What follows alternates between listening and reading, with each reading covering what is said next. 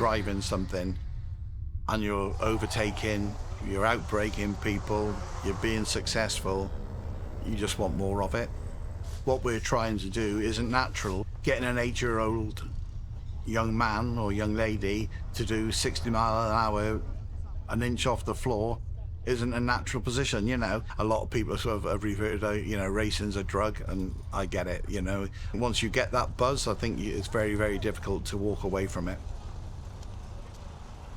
Rob Dodds, team owner, BKC Racing, and former coach to Lando Norris, Formula One world champion. I've always liked motorsport, cars and everything. Boxing was my sport as a youngster.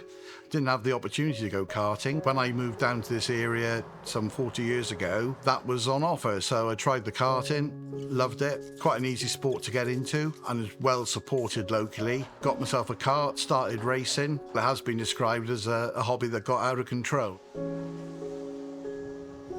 As I see it in the karting, we're just part of their journey. So I feel my role is to sort of get them in, get them started, give them a good foundation, give them good training, make them so that they can talk to people, etc. And making them good young lads and ladies. Zane came from a indoor background. He's been doing it quite a bit, and he bought his own kart. I actually met him at Clay Pigeon. They were struggling. It was Dad and a lad with a trailer. Dad didn't have a clue what was going on, what to do. You know, Zane was coming off all over the track. Everything was wrong with the kart, basically. So I said, look, come over to us, and we changed everything, tire pressures, how it was, the seat was fitted, everything was wrong. Got him out there, and straight away he was quick. So he's now become part of the race team. He's doing really, really well, to be honest. He is hot property. He's good. He's winning races now, which you don't normally do in your first 6 races. Ethan come along, he'd done a bit of outdoor racing, but again, corporate stuff that was. He bought his own kart, wanted to compete at Clay Pigeon, do the championship there, so we agreed to do that. He's just come off his novice plates the weekend, so you do 6 races at the back of the grid. They come 4th and 5th the weekend, which that wouldn't normally be the case. Normally your novices at the back, but as I said, those 2 guys are exceptional. So we're very excited with that pair, where they're going to go. Basically, my job, I feel, is I'm like the big uncle, if you like. I'm the good uncle. I've got a few little sayings, you know. Invariably, the finals aren't till sort of 3 o'clock on a Sunday afternoon. So, you know, one of the little sayings is that's when it's got to be ready. It's got to be right. All day Saturday when we're testing, all through the heats on the Sunday. If things go wrong, they go wrong. We can react to it and fix it. But come 3 o'clock on a Sunday afternoon, we need to be ready to go to win a race.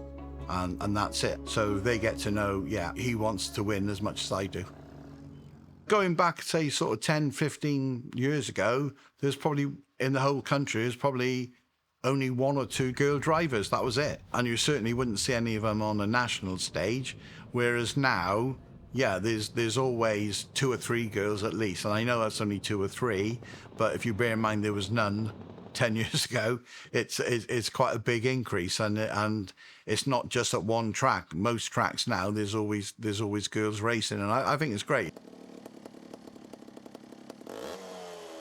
When I first started racing, the only thing you had technical was a rev counter, but now it's expanded to where you do the revs, the lap times, the engine temperature, the exhaust temperature, different sectors. When I first started my career, 40 odd years ago, we didn't have any of that, and we got by. It was just a stopwatch and a rev counter, basically. All these bits and pieces, they're aids. All this technology, it's aids. So what you have to do is deal with the driver, get the best out of him, finding out what makes him tick, what he likes, what he doesn't like, and exploring that, pushing him forward all the time, a lot of times without him even knowing it. I find sometimes with the technology, a lot of it is, the parents like it. Probably down the lines of sort of, it's what they're paying for. So I think sometimes it's over-encompassed. You can get away with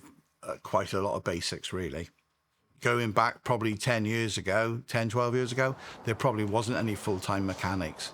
Now, everybody's screaming for him. If you've got a mechanic and he's good, you've got to do everything you can to keep him on board and keep him on the team, because there's so much going on out there. A young lad, for instance, just left school, used to do a bit of karting, say 17, 18 years of age.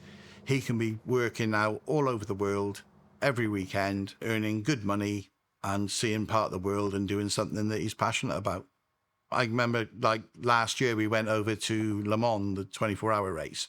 One of our guys was fortunate enough to win it. He was in driving for Ferrari. And I was amazed how many people in the pits we knew from karting. So you had mechanics there, as I said, mechanics, engineers, all sorts. And they still had, obviously, the passion for motorsport, and it's now their career. Not everybody can be drivers. There's only 20-odd seats on the Formula One grid, but you have to have the whole team. So there's masses of opportunities to get involved in motorsport.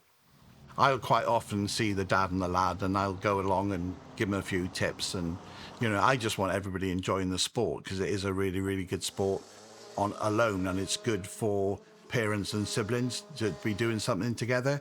So I quite like that side of things, to be honest with you. I try and help them. Like, I'll have a lot of lads that will, they've got a good budget, so they will change their tyres sooner than later. What I tend to do, if I can, is I'll give our old tyres to those guys that are just starting. For them, what we're throwing away is like gold dust. And then you get a friendship then with the family and the child.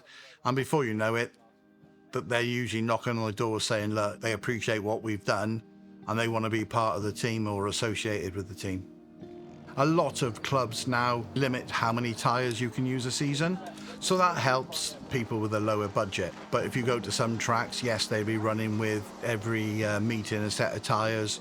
Depending on what class, that ranges from sort of 150 to 200 pound a day just on tyres. Most guys have got one, maybe two engines.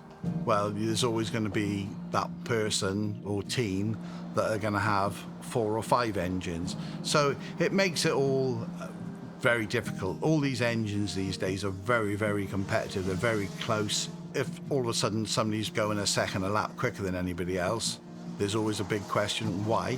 Because it shouldn't be. It should literally be a couple of tenths from the front of the field to the back of the field, which when you've normally got up to 30 drivers, it's, as you can imagine, it's very, very close. I like the idea of trying to keep it as cheap as we can so it's accessible to everybody. I think the F1 dream is an amazing dream, and if you can help people along the way, that's great. But to get there these days, the big ingredient, unfortunately, is the money above for me, is the money above the ability. I like karting. I wasn't really mega interested in Formula One. Obviously, when Lando went in a few years ago, yeah, you go there and it's like very, very surreal. It's great to be involved in it, and as I said, we still communicate and what have you. So yeah, it was great, very, very proud, obviously, but Lando's just one of our success stories. We've had guys win Le Mans, youngest ever driver at Le Mans. So there's lots we can look back on and go, yeah, we're proud that we've created that. We're only a small team, really, but we've created quite a lot of British champions, European champions, world champions, not necessarily all in karting, but in motorsport in different categories. And the nice thing is a lot of them have gone on, they've made it a career, and they're all doing really, really well at it.